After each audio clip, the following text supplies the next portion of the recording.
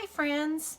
Can you think of something that you see out in the fields, perched high above the gardens, with maybe a borrowed coat and button eyes, maybe pie pan hands that sparkle in the sun?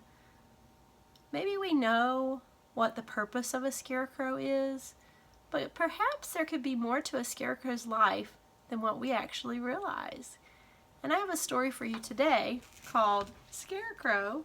It's kind of a sweet story about a scarecrow's life out in the fields and the friends that he makes and what he does out there. This is a story called Scarecrow by Cynthia Rylant and illustrated by Lauren Stringer. Come along, let's read. Scarecrow, written by Cynthia Rylant, illustrated by Lauren Stringer.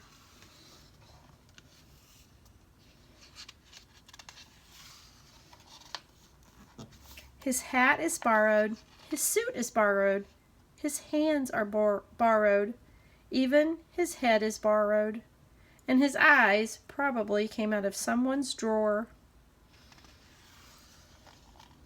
But a scarecrow's life is all his own. It takes a certain peace hanging around a garden all day. It takes a love of silence and air, a liking for long, slow thoughts, a friendliness towards birds. Yes, birds. Crows, grackles, starlings, jays. Ask them how they feel about a scarecrow, and they'll say, "Lovely." They ignore the pie pan hands and the button eyes, and see instead the scarecrow's best gift, his gentleness. They line up on his arms and can chat all day. He knows he isn't real. A scarecrow understands right away that he is just borrowed parts made to look like somebody.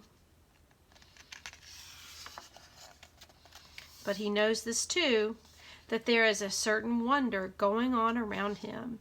Seeds are being planted, and inside them there are 10-foot-tall sunflowers and mammoth pumpkins and beans that just go on forever.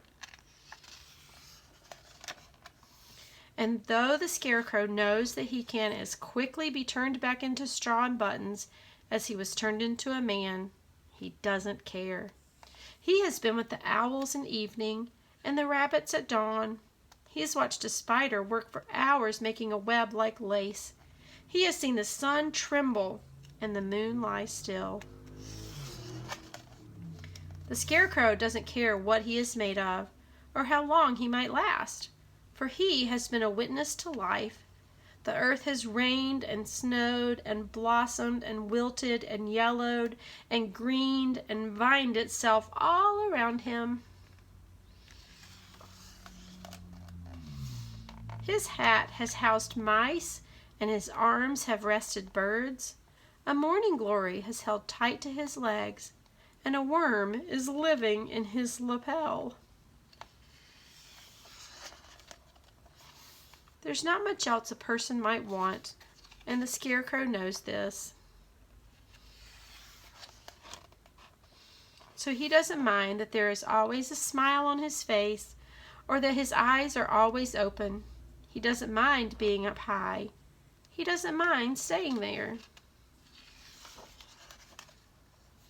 The wind is brushing his borrowed head, and the sun is warming his borrowed hands, and clouds are floating across his button-borrowed eyes.